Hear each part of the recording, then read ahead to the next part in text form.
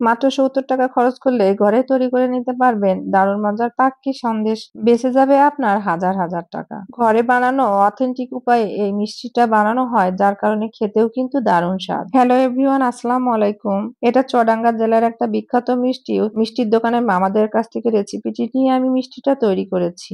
এখানে আমি 2 লিটার দুধ নিয়েছি। দুধটা আমি মিডিয়াম হিটে রেখে বলক তুলে নিলাম। উঠে আসার এই পর্যায়ে আমি দিলাম 2 ফালি লেবুর রস। তার সাথে আরো দিয়ে দিলাম 1 চামচ পরিমাণ হোয়াইট ভিনেগার। দিয়ে কিছু সময় জাল করে নিলে রেডি হয়ে গেছে আমার ছানা। মিষ্টিটা তৈরি করতে সবার আগে ছানাটা তৈরি করে নিতে হবে। যখন দেখবেন ছানাটা এভাবে জড়ো হয়ে এসছে তখনই নামিয়ে ফেলবেন। চুলার পরে বেশিক্ষণ রাখা যাবে না, ছানাটা শক্ত হয়ে যাবে। আর যদি ছানাটা ঠিক মতো না হয় তাহলে মিষ্টিটা খেতেও ভালো লাগবে না। ছানাটা ঠান্ডা পানি দিয়ে ভালোভাবে ধুয়ে শক্ত হাতে চিপে সমস্ত পানি ছানা থেকে বের করে নিতে হবে। আর ছানা থেকে পানি ঝরানোর জন্য কোনো কিছু দিয়ে চাপা দিয়ে রাখলেও ছানা থেকে সম্পূর্ণ পানিটা বের হয়ে যাবে। ছানাটা খুব ভালোভাবে মথে নিতে হবে। ছানাটা যদি একটু দানা দানা থাকে তাহলে মিষ্টিটা খেতে ভালো লাগবে না। এটা একটু সময় নিয়েই করতে হবে। ছানাটা যত বেশি মুথে নেওয়া যাবে, মুখের মধ্যে দিলে মিষ্টিটা ততই নিমিষে মিলিয়ে যাবে।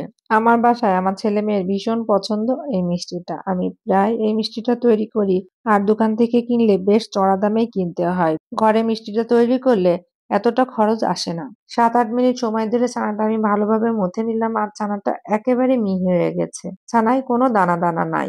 আমি একটি প্যানে ছানা নিলাম, তার সাথে 1/2 কাপ চিনি, 1/2 কাপ গুঁড়া দুধ আর 1/4 কাপ কনডেন্স মিল্ক। সবকিছু আমি একটু ভালো করে মিশিয়ে নেব। চুলার জালটা অন করার আগে আমি সবকিছু ভালোভাবে মিশিয়ে নিলাম। প্রথম দিকে একটু শক্ত মনে হতে পারে, তবে চুলার জালটা অন করলে আস্তে আস্তে দুধটা গলে একটু নরম হয়ে আসবে। আর আমি চুলার আঁচটা একেবারে লোতে রেখে মিষ্টিটা তৈরি করেছি। চুলার আঁচটা কখনোই হাইতে দেওয়া যাবে না, মিষ্টির কালারটাও নষ্ট হয়ে যাবে, স্বাদেও পরিবর্তন চলে আসবে। মিষ্টি খেতে কার না ভালো লাগে। যদি আর সেই মিষ্টিটা ঘরে তৈরি হয় তাহলে তো স্বাদটা আরো বেশি বেড়ে যাবে। মিষ্টিটা বানাতে বেশি সময় লাগে না। আপনি মেহমান ঘরে বসে এই মিষ্টি বানিয়ে মেহমানকে খুশি করতে পারবেন। আর এই মিষ্টিটা মেহমানকে খুশি করার মতোই একটা মিষ্টি। 5 থেকে 7 মিনিট জাল করলেই দেখবেন মিষ্টিটা এভাবে জড়ো হয়ে আসছে। যখন এক জায়গায় একদম জড়ো হয়ে আসবে, প্যানের সাথে লেগে থাকবে না, তখনই মিষ্টিটা নামিয়ে নিতে হবে। আমি কিন্তু নামিয়ে নিয়েছি। মিষ্টিটা একটু নরম নরম অবস্থায় নামাতে হবে, পরে শক্ত হয়ে যাবে, আর বেশি শক্ত করে নামালে খেতে কিন্তু ভালো লাগবে না। আমার বাসায় আমার ছেলে মেয়ে মিষ্টিটা খাওয়ার জন্য খুব তাড়া করছিল, তার জন্য আমি আধা ঘন্টা ফ্রিজে রেখে দিয়েছিলাম। আপনারা বাইরে রেখে ঠান্ডা করে জমিয়ে নিয়েও কাটতে পারেন। আমি একটা নরমাল কাঠ দিয়ে মিষ্টিটা কেটে নিলাম। আপনারা কেউ ইচ্ছা করলে ছাঁচের মধ্যে দিয়েও কাটতে পারেন। মিষ্টিটা কেটে আপনাদেরকে আমি দেখিয়ে দিচ্ছি। আর মিষ্টিটা খেতে যে এত দারুণ, মুখে দিলেই মিলিয়ে যাচ্ছে। খেতে কিন্তু ভীষণ মজা। এই মিষ্টিটা 4 থেকে 5 দিন বাইরে রেখেও সংরক্ষণ করা যাবে। আর ফ্রিজে রাখলে 1 সপ্তাহের বেশি মিষ্টিটা ভালো থাকবে।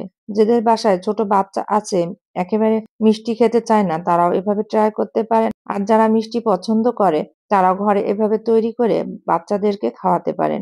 আসলে এই মিষ্টিটা ছোট বড় সবাই অনেক পছন্দ করবে। সকালে নাস্তার টেবিলে বা বিকালে নাস্তাতে এমন একটা মিষ্টি থাকলে আর কি লাগে।